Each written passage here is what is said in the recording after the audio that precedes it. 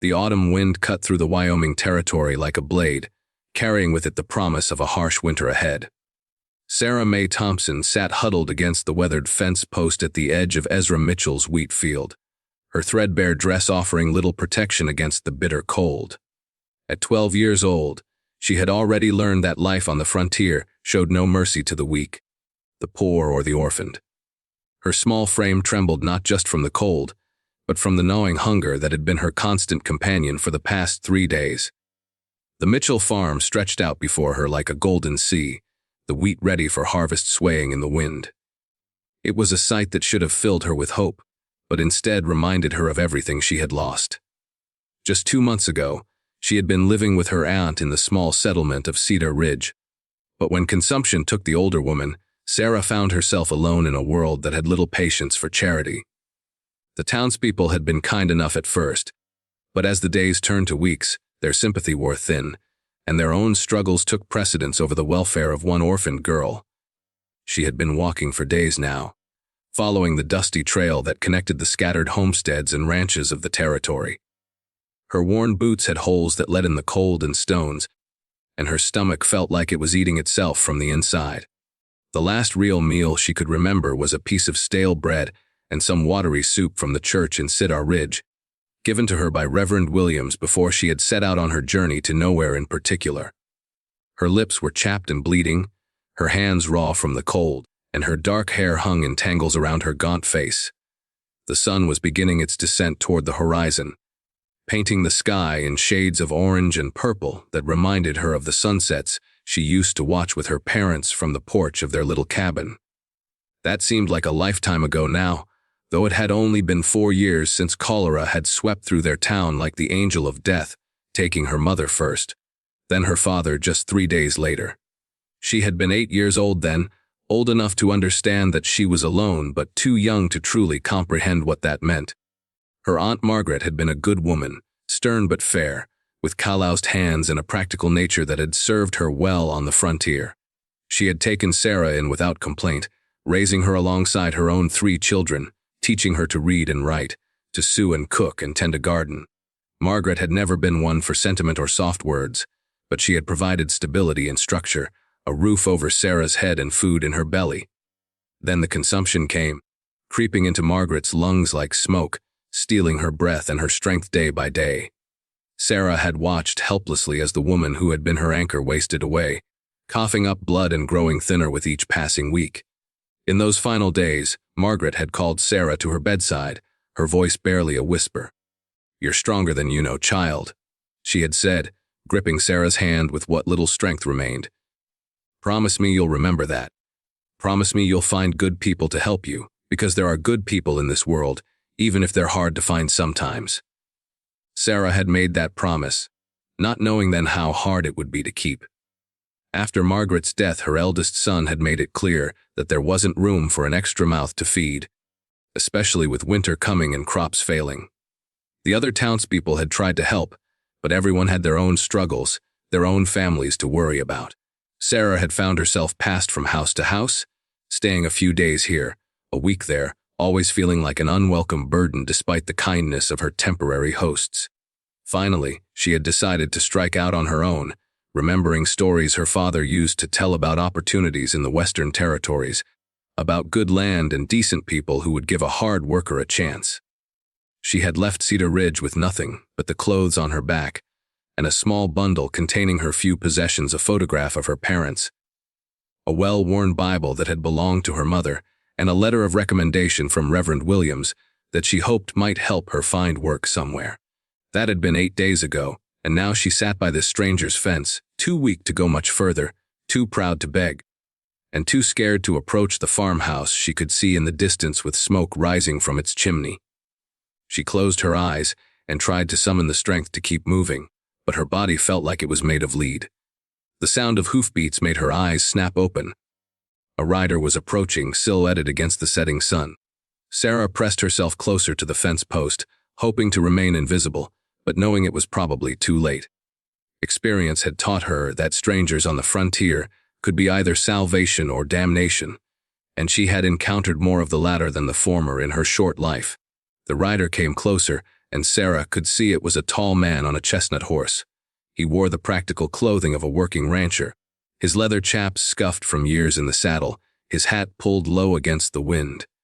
There was something solid and reassuring about his posture, the way he sat easy in the saddle like a man comfortable with himself and his place in the world. This was Ezra Mitchell, though Sarah didn't know his name yet. At 45, he had spent most of his adult life carving a living from the unforgiving wilderness. He had come to the territory as a young man with nothing but determination and a willingness to work harder than anyone else, and through sheer stubborn persistence, he had built one of the most successful ranches in the region. He was known throughout the territory as a man of his word, someone who dealt fairly with everyone regardless of their station in life. Ezra had noticed the small figure by his fence long before he reached the gate. In 20 years of ranching in this territory, he had developed an eye for things that didn't belong, and a lone child sitting in the growing dusk certainly qualified. As he drew closer, he could see it was a girl, no more than 12 or 13, her clothes little more than rags and her face pale with exhaustion and hunger. His heart, which had been hardened by years of frontier life but never completely closed to suffering, immediately responded to the sight. He had seen this look before, during the harsh winter of 1879, when the cattle had died and food had been scarce throughout the territory. He remembered the families who had come begging at his door, the children with hollow eyes and distended bellies, the parents who swallowed their pride to ask for help feeding their young ones. He and his wife Mary had shared what they could, even when their own supplies were running low, because they understood that in a place as harsh as the frontier, today's helper might be tomorrow's helped. He dismounted slowly, his movements deliberate and non-threatening. He had dealt with enough scared animals and people to know that sudden movements could send them running, and this child looked ready to bolt at the first sign of danger. She looked up at him with eyes that seemed too old for her young face, eyes that had seen too much hardship for someone who should still be playing with dolls and learning her letters. "Evening, miss," he said quietly, his voice carrying the gentle drawl of someone who had spent most of his life talking to horses and cattle. "Mighty cold to be sitting out here by yourself." Sarah tried to stand but found her legs weak and unsteady. She managed only to push herself further back against the fence post, her eyes never leaving his face, searching for any sign of threat or cruelty.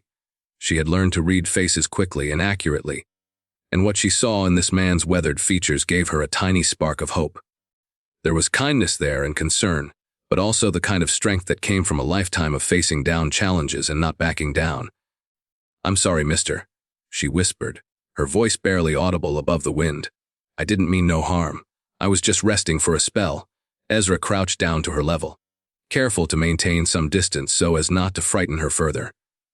In the fading light, he could see the dark circles under her eyes, the way her clothes hung loose on her small frame, the slight tremor in her hands that spoke of more than just cold. Her boots were worn through at the soles, and he could see dried blood on her feet where the rough ground had cut through the holes. "No harm at all, child," he said gently.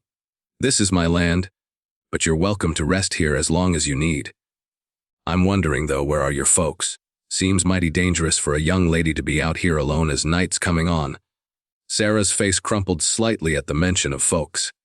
"Don't have any, sir. They're all gone now." Her voice was steady, but Ezra could hear the weight of loss behind the simple words. He nodded, understanding immediately. Death was a constant companion on the frontier, taking young and old alike without warning or mercy. He had lost his own parents when he was not much older than this girl, though he had been fortunate enough to have the size and strength to make his own way in the world. "Did you eat today?" he asked, his voice gentle but direct. The simple question hit Sarah like a physical blow. She had been asked many things in recent weeks: where she was going, what she was doing, who her people were, but no one had asked about her most basic need. The question stripped away all her carefully constructed pretenses of being fine, of being able to take care of herself. Tears welled up in her eyes despite her efforts to appear strong. She shook her head slowly, not trusting her voice to remain steady. The admission felt like a defeat, like she was confessing to some terrible failure. "Yesterday," Ezra pressed gently, though he already suspected the answer from the hollow look in her cheeks and the way her dress seemed to hang on her like a scarecrow's clothes. Another shake of the head, and now the tears were falling freely down her dirt-streaked cheeks. She wiped at them with the back of her hand, angry at herself for showing weakness to this stranger. No matter how kind he seemed, her Aunt Margaret had always taught her that tears were a luxury they couldn't afford on the frontier, that strength was the only currency that mattered in their harsh world. Ezra felt something twist in his chest, a protective instinct he hadn't experienced since he had found an abandoned colt years ago, half dead from starvation and exposure. The memory of nursing that little horse back to health, of watching it grow strong and proud, filled him with a sudden certainty about what needed to be done. "Well, that settles it then," he said, standing and extending his hand to her. "Come on, child. Let's get you fed and warmed up. My wife Mary's got a pot of stew on, and there's fresh bread that came out of the oven not 2 hours ago." Sarah hesitated, every instinct telling her to be wary. She had learned the hard way that kindness often came with a price, especially for young girls with no one to protect them. There were men in the world who took advantage of desperate children, who offered help with one hand while preparing to take something precious with the other. But the alternative was spending another night in the cold with nothing in her belly, and she wasn't sure she had the strength for that. Slowly, she reached out and took his hand. His grip was firm but gentle as he helped her to her feet, calloused from years of honest work but surprisingly warm despite the cold air. She swayed slightly when she stood, and he steadied her with his other hand, feeling how thin she was beneath her worn clothing. "My name's Ezra Mitchell," he said as he led her toward his horse. "This here's my spread, been working it for near 20 years now." "What's your name, child?" "Sarah May Thompson," she replied, her voice still barely above a whisper. "I ain't got nowhere else to go." The simple honesty of her statement struck him deeply. Here was a child, alone in one of the most unforgiving places on earth, with nothing but the clothes on her back and whatever strength remained in her small body. It reminded him of his own arrival in the territory, though his circumstances had been different. He had been orphaned at 15 when his parents died of fever back in Missouri, but he had been old enough and strong enough to make his own way. This girl was just a baby, no matter how grown up she tried to act. He lifted her carefully onto his horse, noting how light she was, how her bones seemed to stick out at sharp angles beneath her skin. She couldn't weigh more than 80 pounds, he reckoned, when she should probably weigh closer to 100. She sat stiffly in front of him as they rode toward the farmhouse, her body tense with uncertainty despite her exhaustion. The Mitchell homestead sat in a small valley surrounded by rolling hills, protected from the worst of the prairie winds by a natural windbreak of cottonwood trees that Ezra had carefully cultivated over the years. The house itself was modest but well built, constructed of solid timber with a stone chimney that already had smoke rising from it in a straight line against the darkening sky. A warm yellow light glowed in the windows, speaking of comfort and safety, things Sarah had almost forgotten existed. There were outbuildings scattered around the property, a barn, a chicken coop, a smokehouse, and various sheds that spoke of a working operation. Everything was neat and well maintained, showing the careful attention of people who took pride in their work and their home. Sarah could see horses moving in the corral, and the distant sound of lowing cattle carried on the evening air. As they approached the house, a woman appeared in the doorway, her silhouette backlit by the interior light. This was Mary Mitchell, Ezra's wife of 18 years, a woman whose own struggles with childlessness had left her with an abundance of maternal instincts and no outlet for them. She was 38 years old, still handsome despite the lines that frontier life had etched around her eyes, with graying brown hair that she wore in a practical bun and hands that were never idle. Mary had been watching for her husband's return, as she did every evening, standing at the window with a cup of coffee growing cold in her hands as she scanned the horizon for his familiar figure. She had not expected him to bring home a passenger, especially not one so small and obviously in distress. "Ezra," she called out, stepping onto the porch and shading her eyes against the last rays of sunlight. "What have you got there?" "Found this little one sitting by our fence," he replied as he dismounted and lifted Sarah down with careful hands. "She's hungry and cold, and she's got nowhere to go." Mary took one look at the waif standing beside her husband and felt her heart break and mend at the same time. She had always wanted children, had prayed for them nightly during the early years of her marriage, but the Lord had not seen fit to bless them in that way. She had eventually made peace with her childlessness. finding purpose in caring for her husband and their home, in helping their neighbors during times of sickness or trouble. But now, here was a child who needed exactly what she had to offer. The girl was painfully thin, her dress hanging loose on her small frame, her dark hair tangled and dull from lack of proper care. But there was something in her eyes, a spark of intelligence and determination that hadn't been extinguished despite whatever hardships she had endured. Mary recognized that look she had worn it herself as a young woman, when she had first come west with nothing but hope and a willingness to work hard for a better life. "Well, don't just stand there gawking," she said briskly, though her voice was warm with kindness. "Bring her inside before she catches her death. Land's sakes, child, you're nothing but skin and bones." The interior of the Mitchell home was everything Sarah had dreamed a real home should be.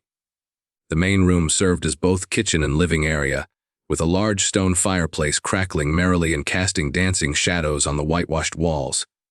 The furniture was simple but well made, clearly crafted by someone who understood both function and beauty. A large wooden table dominated the center of the room, surrounded by sturdy chairs, and everywhere there were small touches that spoke of a woman's care. There were wildflowers in a blue ceramic jar on the table, their bright colors a cheerful contrast to the growing darkness outside. Handmade quilts were draped over the backs of chairs, their intricate patterns telling stories of long winter evenings spent with needle and thread. Curtains at the windows kept out the night, and shelves along the walls held books, dishes, and various treasures collected over the years. The smell of cooking food filled the air, rich and hearty aromas that made Sarah's mouth water and her stomach clench with anticipation. She could identify beef and onions, herbs and fresh bread, scents that spoke of abundance and care. It was a far cry from the thin soup and stale bread she had been surviving on. Mary bustled about with practiced efficiency, pulling a chair close to the fire and wrapping a thick wool blanket around Sarah's shoulders. The warmth was almost painful at first, making her realize just how cold she had been. Her fingers and toes tingled as feeling returned to them, and she had to bite her lip to keep from crying out. "When did you last have a proper meal?" Mary asked, her experienced eye taking in every detail of the girl's condition, the hollow cheeks, the dark circles under her eyes, the way her hands shook slightly as she pulled the blanket closer around herself. "I had some bread and soup at the church in Cedar Ridge," Sarah replied, her voice gaining a little strength now that she was warming up. "That was maybe 4 days ago. I ain't exactly sure. The days kind of run together when you're walking." Mary and Ezra exchanged a look over her head, a silent communication born of years of marriage. They both understood what needed to be done, though neither had spoken of it aloud yet.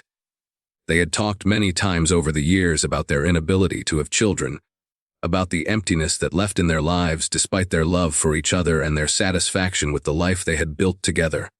"For days," Mary murmured, shaking her head. "Well, we'll fix that right now. I've got some beef stew that's been simmering all day, and there's fresh bread I baked this morning. But you'll need to eat slow at first. Your stomach needs to remember how to handle proper food." Mary moved to the stove with the efficient grace of a woman who had been cooking for others most of her adult life. The stove was a beautiful cast iron model that Ezra had bought for her 3 years ago, a luxury that had made her cry with happiness when it was delivered. She ladled stew into a blue ceramic bowl, the rich brown liquid thick with chunks of beef and vegetables, carrots, potatoes, onions, and celery that she had grown in her own garden.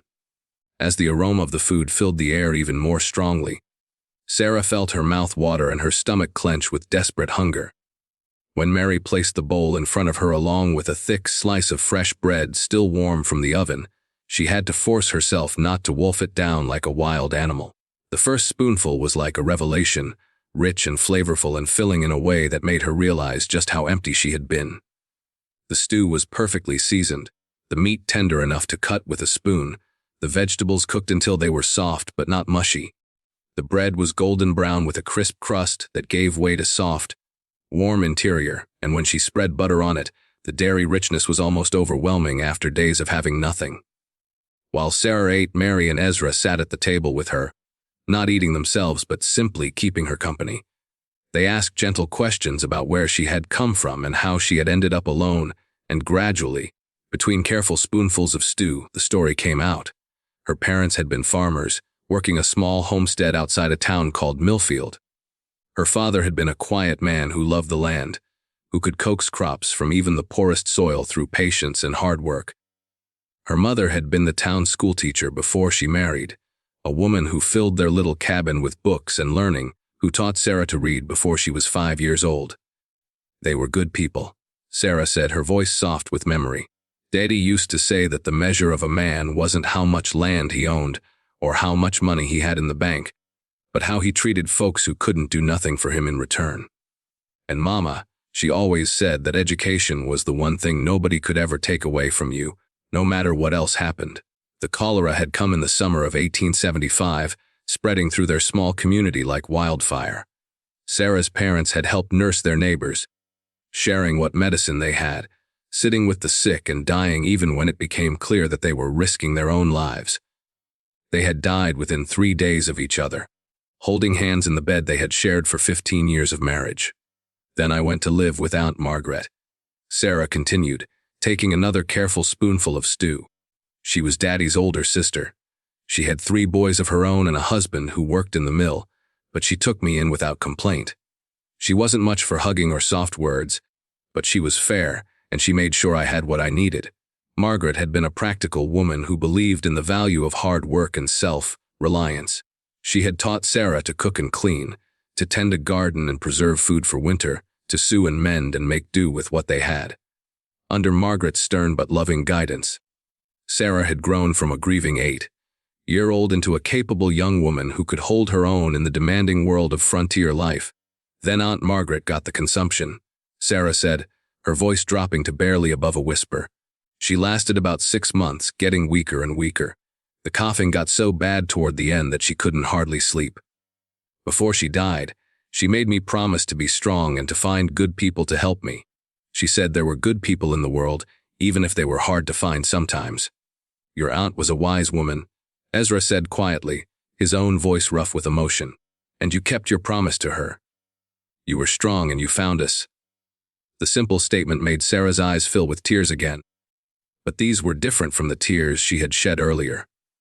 For so long she had felt like she was failing at everything, like she wasn't strong enough or smart enough or good enough to survive on her own. To hear this man, this stranger who had already shown her more kindness than she had received in months, tell her that she had been strong, that she had succeeded, it was almost more than her young heart could bear. After Margaret's death, the situation had become impossible. Margaret's husband had been killed in a mill accident just a month before his wife died, leaving their 3 sons to fend for themselves. The oldest boy, barely 17, had made it clear that there wasn't room or resources for an extra mouth to feed, especially with winter coming and no steady income. I don't blame him, Sarah said, though there was pain in her voice. He had his own brothers to worry about, and I wasn't really family, not blood family anyway. The folks in town tried to help, but everyone had their own troubles. Finally, I just decided I had to make my own way. After she had eaten all she could manage, which wasn't much given the state of her stomach, Mary led her to a small room off the main area. It had been intended as a nursery years ago, when they had still held hope that children might come, but had since been used for storage. Now Mary quickly cleared it out, moving boxes and furniture with the determined efficiency of a woman with a mission. The room was small but cozy, with a single window that looked out over the wheat fields. Mary made up the narrow bed with clean sheets that smelled of sunshine and fresh air, and piled soft wool blankets on top. She found a clean nightgown that would be too big for Sarah, but would serve until they could get her some proper clothes. "You'll sleep here tonight," she said firmly, her tone brooking no argument. "Tomorrow we'll figure out what comes next." Sarah stood in the doorway, overwhelmed by the generosity of these strangers. The room was simple but clean and warm, with a small dresser and a chair by the window. After weeks of sleeping rough or on the floors of crowded cabins, the prospect of a real bed with clean sheets seemed almost too good to be true. "I don't have any way to pay you back," she said, her voice thick with emotion. "I ain't got nothing to give you." Mary turned to face her. This child who looked so much older than her years, whose young face bore the marks of too much hardship and too little kindness. She reached out and gently brushed a strand of tangled hair from Sarah's forehead, her touch as gentle as if she were handling a wounded bird. "Child, some things can't be paid back, only passed forward," she said softly. You'll understand what I mean someday? That night, Sarah lay in the soft bed listening to the wind outside and the quiet sounds of the house settling around her. She could hear Mary and Ezra talking quietly in the next room, their voices a comforting murmur that spoke of home and family and belonging. For the first time in months, she felt truly safe, truly cared for. She fell asleep clutching her mother's Bible, tears of gratitude still wet on her cheeks. The next morning, she woke to the smell of bacon and coffee and the sound of Mary humming as she prepared breakfast. Sunlight streamed through the small window, and Sarah could see the vast expanse of the Mitchell Ranch spreading out in all directions. The wheat fields were golden in the morning light, ready for harvest, and in the distance, she could see the purple outline of mountains against the clear sky. She dressed quickly in her worn clothes and made her way to the main room, where Mary was setting plates on the table. The older woman looked up and smiled, her face lighting up in a way that made Sarah feel warm all the way through. "Good morning, dear. Did you sleep well?" "Yes, ma'am, better than I have in a long time." Sarah hesitated, then added, "Thank you for everything." At breakfast, Ezra laid out the situation with characteristic directness. He was not a man given to flowery speeches or lengthy explanations, but when he spoke, his words carried weight. "Mary and I have been talking," he said, cutting into his eggs with practiced efficiency. "Winter's coming fast, and you can't be wandering around the territory with nowhere to go. We'd like you to stay here with us, if you're willing." Sarah looked up from her plate, hardly daring to believe what she was hearing. "You mean stay, like for good? For as long as you want?" Mary said gently, reaching across the table to cover Sarah's small hand with her own work, roughened one. "We've got plenty of room and plenty of work that needs doing. You could help me with the household chores, learn to manage a ranch house properly, and when you're older, maybe help Ezra with the ranch work too. In return, you'd have a home, regular meals, and we'd make sure you get some proper schooling. There's a schoolmarm in town who comes out to the ranches once a week during the winter months."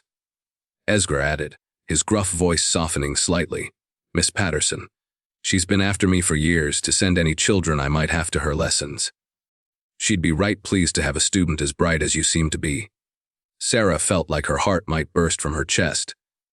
These people, who had known her for less than a day, were offering her everything she had dreamed of but never dared to hope for: a home, a family, education, a future that extended beyond mere survival.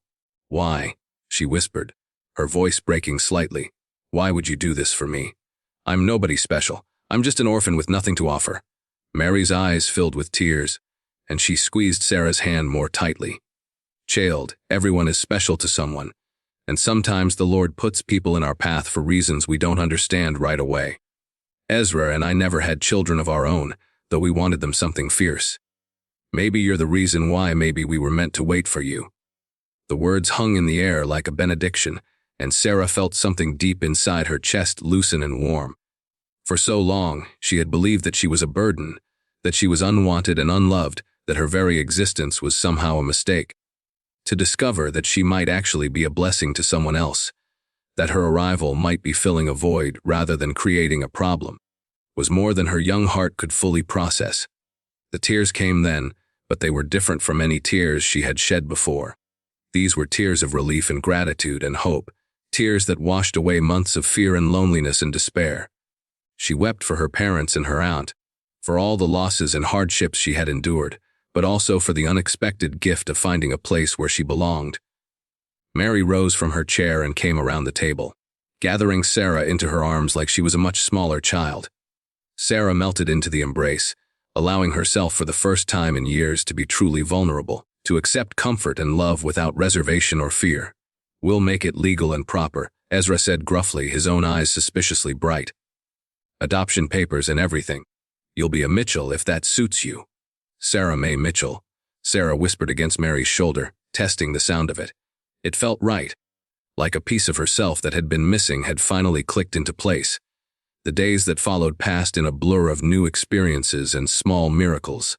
Sarah threw herself into learning everything Mary could teach her about running a household on the frontier. She learned to bake bread from scratch, starting with grinding wheat into flour, to preserve vegetables and meat for the long winter months, to tend the chickens and gather eggs, to milk their cow and churn butter. Mary was a patient but thorough teacher, and Sarah was an eager student, hungry for knowledge and purpose.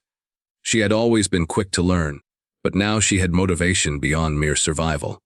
She was learning to be part of a family, to contribute to something larger than herself, to build a life rather than simply endure one. In the evenings, Ezra would teach her about the ranch work, explaining the cycles of planting and harvesting, the care of livestock, the maintenance of buildings and equipment. He treated her not like a child to be coddled, but like a junior partner in the enterprise of survival and success on the frontier.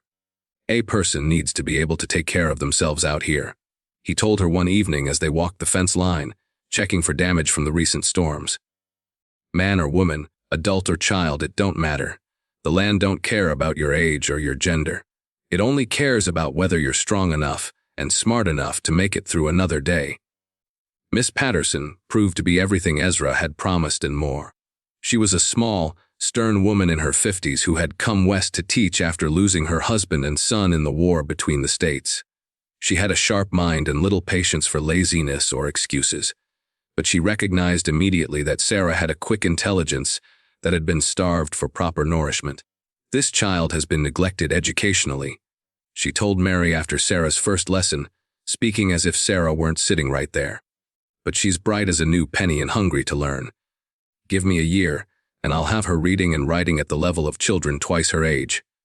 True to her word, Miss Patterson pushed Sarah hard, assigning readings from classic literature, teaching her mathematics and geography, history and natural science. Sarah devoured it all with an appetite that impressed even the experienced teacher. Books became her passion, and the Mitchell house began to accumulate volumes as Ezra made special trips to town to buy whatever Miss Patterson recommended. As autumn gave way to winter, Sarah began to truly understand what Mary had meant about passing kindness forward. When an early blizzard stranded a family of travelers near their ranch, she was the first to suggest they be invited to stay until the weather cleared. When old Mr. Henderson, who lived alone on the neighboring spread, took sick with pneumonia, she insisted on helping Mary prepare soup and bread to take to him, and volunteered to sit with him through the worst nights of his illness. Kindness is like a fire, Mary told her as they rode through the snow to check on their neighbor, their breath-forming clouds in the frigid air. The more you share it, the brighter it burns, and it never gets used up. The more you give away, the more you seem to have. The winter was harsh as Ezra had predicted, with temperatures dropping well below zero and snow drifts that reached the windows of the house. But the Mitchell household weathered it well, the three of them settling into a rhythm of work and companionship that felt as natural as if they had been family for years. Sarah helped Mary with the endless tasks of keeping house in the wilderness, from cooking and cleaning to mending clothes and managing their stores of preserved food. She also continued her lessons with Miss Patterson, who braved the worst weather to ensure that Sarah's education continued uninterrupted. By spring, she had grown several inches and put on the weight she had so desperately needed. More importantly, she had regained the spark of childhood that had been dimmed by hardship and loss. She laughed more readily now, asked questions without fear of being thought stupid or bothersome, and had developed the quiet confidence that came from knowing she was valued and loved.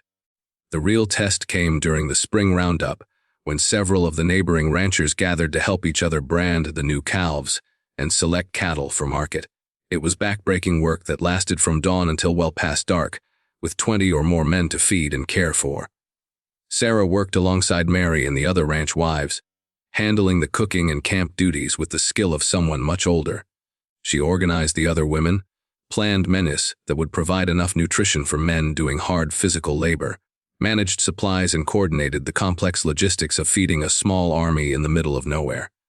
More than once, she overheard the other ranchers commenting on how lucky Ezra and Mary were to have found such a capable and hardworking girl. "That child's been a real blessing," she heard Mrs. Campbell tell Mary as they cleaned up after the final meal of the roundup. "You can see she's got fine blood in her. Her people raised her right, even if they ain't here to see how she's turned out." On the last night of the roundup, as the work was winding down and the men were sharing stories around the campfire, Sarah found herself sitting between Mary and Ezra, feeling truly part of a family for the first time since her parents had died. The conversation turned to plans for the coming year, and Ezra mentioned that he was thinking of expanding the ranch, maybe taking on some of the unclaimed land to the north.